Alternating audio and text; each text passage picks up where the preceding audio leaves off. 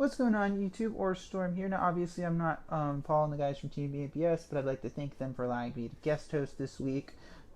So my name is AuraStorm. So I've been YouTubing for about 2 years. I think it was about July of 2014 when I started. Overall, I really pride my channel on having a lot of really diverse content. I have replay videos. I even have two different kinds. Like I have one where called Assault Mines Yu-Gi-Oh, where I showcase rage quits, and there's another one where that's called Stupid Replay Vids, where I showcase like different deck ideas I've been working on. I do discussion topics. I do deck profiles, and overall, I really pride my channel on having a lot of really diverse content and not something you see every day. My motto for my channel is called "Where Uncommon Sense is Still a Thing," and that's one of the things I really pride my channel on more than anything else. But all out of the way, today I'm going to be bringing you Team APS subs a Odd Eyes Magician deck profile, and a little bit of backstory. This is actually a deck I'm planning on taking to the YCS Houston, in the not too distant future. So I hope you guys enjoy this deck profile, because even my subs haven't seen this updated variant. So first off, we have one copy of Skullcrobat Joker. Skullcrobat Joker is probably one of the best, Performance Pal monsters ever, for good reason. When it's normal summon, searches you any Performance Pal, Magician Pendulum, or Odd Eyes monster you need. So basically, it searches out a majority of your deck, and it's a level 4, so that it's synergy with, you can make Paladin and a lot, etc.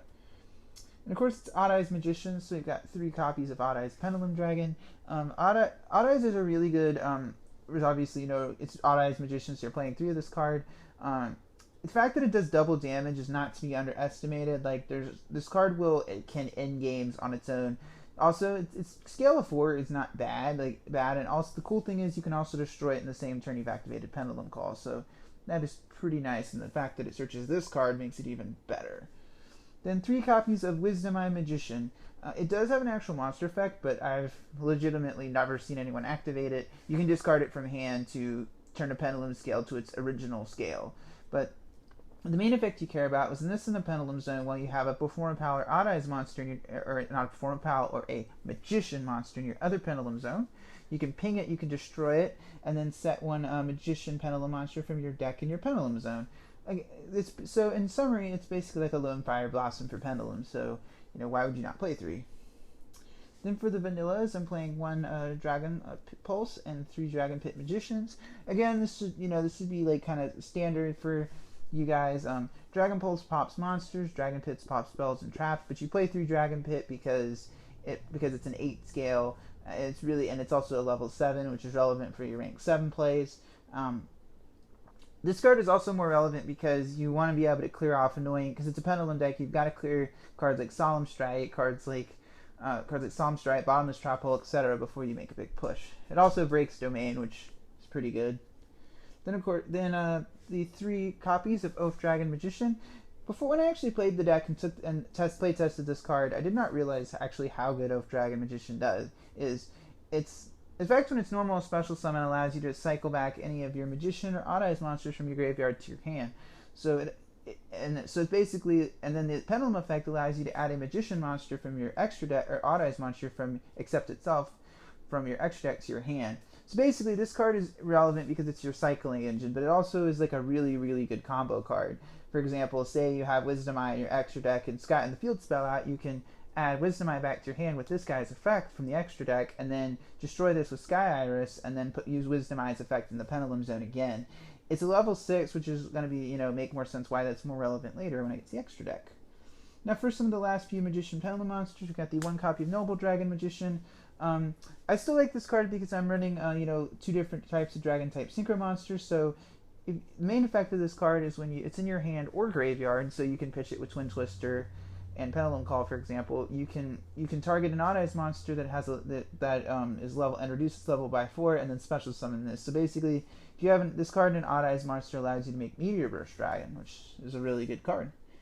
Then of course, 1 copy of Timebreaker. I know a lot of people don't run Timebreaker, and for good reason. But the main reason I run it is the Pendulum effect, which while it's in the Pendulum Zone, each time the first time the Pendulum monsters would be destroyed by a card effect, they won't be destroyed. Opponent's card effect, they won't be destroyed. So example is say I have this in the pendulum zone, my opponent bottomlesses, my monsters won't be destroyed.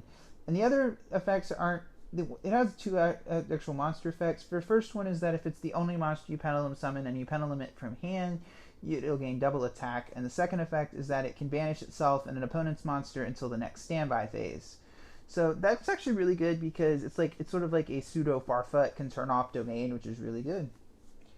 And this is kind of where it goes a little bit, different from standard. I am playing a small mini Draco engine in the deck. Again, as long as Face Off is a card, I think you should be running this. One of the reasons is when Luster was put to 1, I really missed having the second Luster, so I figured I would actually try out the Draco engine in the deck. And it actually does work. It can be annoying when I draw my both my vectors in my opening hand or whatever, but it's kind of the risk I took when I decided to build a deck this way. Now for some of the last few monsters, then 2 Magic Spectre Unicorn Kieran and 1 copy of Mist Valley Apex Avion. I'm thinking this card is actually a lot better than I thought it was. It's really good against Monarchs because it allows you to bait out their Storm Force and stuff. Like they have to get this off the field before they can do anything. And Kieran is really good against decks like Burning Abyss, where they are very extra deck heavy reliant. It allows you to and on top of that, you can also bounce your Joker with this and reuse it, which is really good. And the last couple monsters is 2 copies of Tuning Magician. I know a lot of people prefer Glow Up Bulb over this card, but the reason I like this card over Glow Up Bulb is a couple of reasons. One, I can use it multiple times in a turn. Glow Up Bulb is basically not usable once it's been used. And the second reason is, eventually when Face Off gets hit, this is a dark attribute, so you can send it via Armageddon Knight. And I think honestly I could build a whole deck around this card. It's really good, it's easy to summon, and it doesn't have too many summoning restrictions. So that's all the monsters. As you know, most Pendulum decks, it's pretty monster heavy. So now to the spells. 2 copies of Draco Face Off. Again, as long as this card is legal, I think you should be playing it in most Pendulum decks. It's just an insanely good card, and I don't think it really needs a lot of explanation. Then 2 copies of Mystical Space Typhoon and 1 Twin Twister. The theory behind this, at least in Magicians, is that I have Dragon Pit Magician, and I shouldn't need more than 1 copy of Twin Twister. Plus, the theory is that I found it worked at locals, is that at most of the time the cards you want to if you want to MST something, typically it's like 1 card. It's like Domain. You want to MST something like Domain, something like Monkey Board. I still think MST is really good, and especially in this deck, these ratios have proven good. And of course, it's a Pendulum deck, so we're running Wavering Eyes, but I'm only running 2 copies because I really just don't want to brick in my opening hand, and that's the main reason why I'm only running this 2 copies of Wavering. I just don't want to brick with multiple copies because I have to have this and 3 Pendulum monsters in my hand to actually go off, so that's why I'm only running 2. I do side deck the 3rd copy. Then my search cards, 3 Pendulum Call and 1 Summoner's Art. Pendulum Call is kind of self-explanatory, you discard a card, search out a Pendulum Scale. But the only thing I would say about this is, remember, this card only stops Magician cards from being destroyed. You can still activate Otta's Pendulum Dragon when you activate this. Then Summoner's Art searches Dragon Pit Magician. I found that actually this card is really good because opponent, a lot of times, I'll set my scale, my opponent Twin Twisters, then I'll just Summoner's Art and then search out my scale and set it anyway. So yeah. Then only 1 copy of Odd Eyes Fusion. Odd Eyes Fusion can be really, really bricky at times. If you open multiples, can only activate 1 per turn. But overall, the card is really, really good. So yeah. And then mainly it's because of this card. So 2 Skyers and 1 Terraforming. I actually got these ratios from Yugi No No. So, but I tested his ratios, and his theories are actually really good. Because this is basically all you need: the 2 Skyers and 1 Terraforming.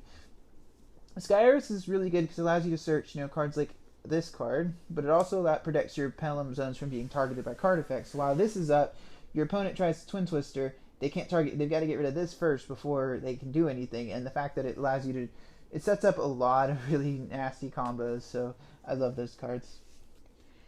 Now we're gonna go ahead and go into the extra deck. So first off, we've got 1 copy of Odd Eyes Rebellion Dragon. Odd Eyes Rebellion Dragon is really, really good.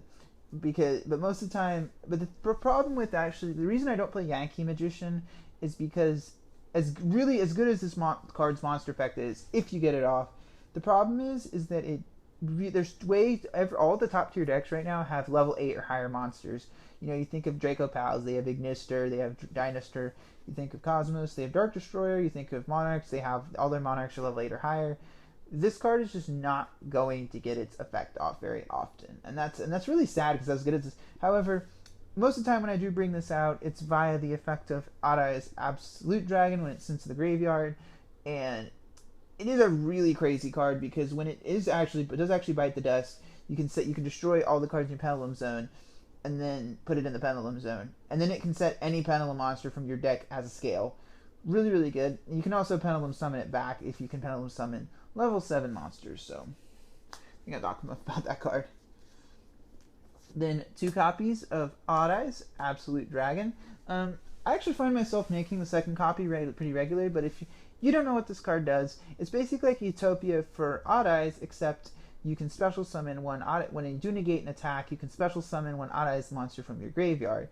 So one of the cool combos you can do is, say you have an Aurai's monster beneath this, you can attack, negate its own attack, and then special summon one back and then activate its effect.